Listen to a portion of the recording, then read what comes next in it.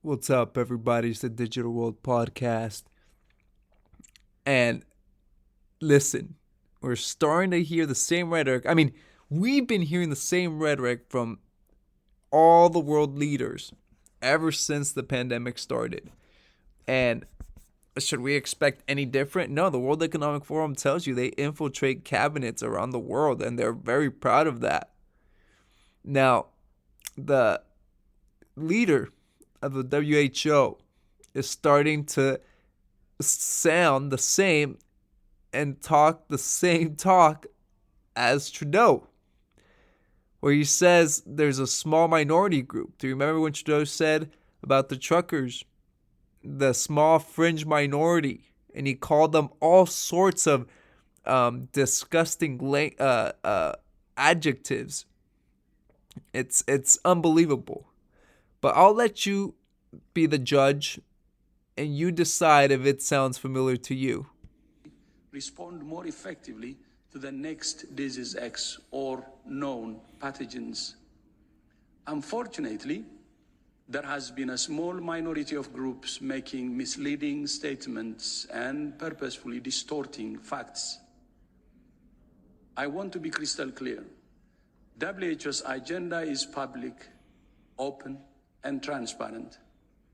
WHO stands strongly for individual rights. We passionately support everyone's right to health, and we will do everything we can to ensure that the right is respond more effectively to the... Okay? You be the judge, because they say they're open, transparent, etc. But folks, are they? Or are they working in darkness and have a means to an end? Makes you think. And this type of reaction, I don't know how many of you have seen it, but I'm going to play it. This type of reaction from people who are very popular, this type of reaction is exactly what they want, because then the people themselves will beg for change. And here Ben Shapiro says, I couldn't help but notice that he provides no actual policy recommendation, just the utterly immoral argument that anyone who opposes his unspecified policy recommendation is either corrupt or evil, or both. And he nails this. Shapiro articulates this very, very well. Now listen to this video. And I'm sure he has good intentions. But folks, when you feel all this emotion and you leave it up to the government because you want change, that's the worst possible thing you can do. Don't ask the government to go and take care of it, because through this emotion, they'll use it to gain more power. Take a listen. I'm not going to talk about basketball. Nothing's happened with our team in the last 6 hours. We're going to start the same way tonight. Any basketball questions don't matter. Since we left shoot around, 14 children were killed 400 miles from here, and a teacher. And in the last 10 days, we've had elderly black people killed in a supermarket in Buffalo. We've had Asian churchgoers killed in Southern California. And now we have children murdered at school. When are we going to do something? I'm tired. I'm so tired of getting up here and offering condolences to the devastated families that are out there. I'm so tired of I'm sorry. I'm tired of the moments of silence. Enough. There's 50 senators right now who refuse to vote on H.R. 8, which is a background check rule that the House passed a couple of years ago. It's been sitting there for 2 years. And there's a reason they won't vote on it, to hold on to power. So I ask you, Mitch McConnell, I ask all of you senators who refuse to do anything about the violence and school shootings and supermarket shootings, I ask you, are you going to put your own desire for power ahead of the lives of our children and our elderly and our churchgoers, because that's what it looks like. It's what we do every week. So I'm fed up. I've had enough. We're going to play the game tonight, but I want every person here, every person listening to this, to think about your own child or grandchild or mother or father or sister, brother. How would you feel if this happened to you today? We can't get numb to this. We can't sit here and just read about it and go, well, let's have a moment of silence. Yeah, go Dubs, you know. Come on, Mavs, let's go. That's what we're going to do. We're going to go play a basketball game. And 50 senators in Washington are going to hold us hostage. Do you realize that 90% of Americans, regardless of political party, want background check, universal background check? 90% of us, we are being held hostage by 50 senators in Washington who refuse to even put it to a vote.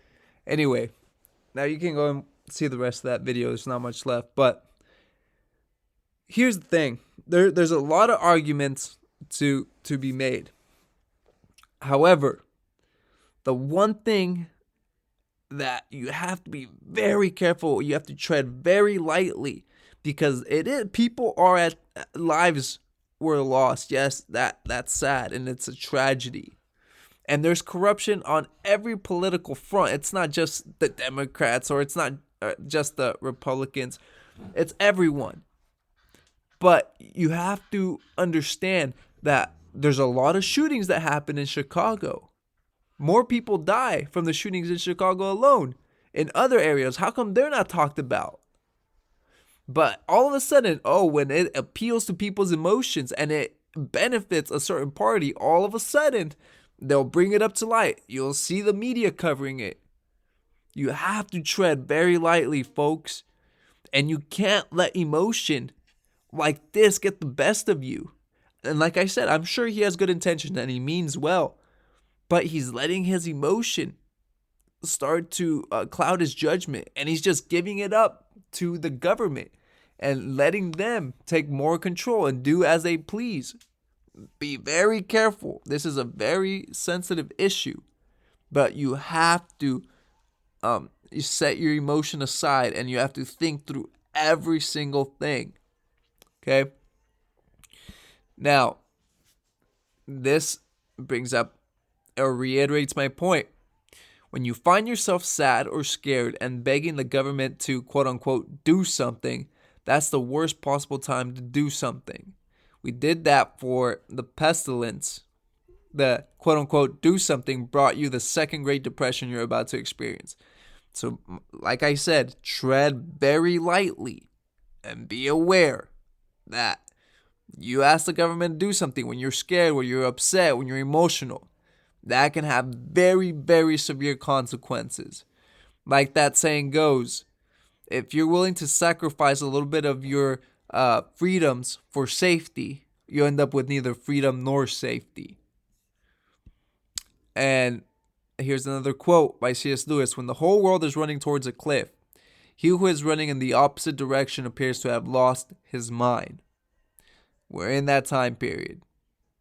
And every issue, it seems like left, right, up, down, everything seems to just be being thrown out there.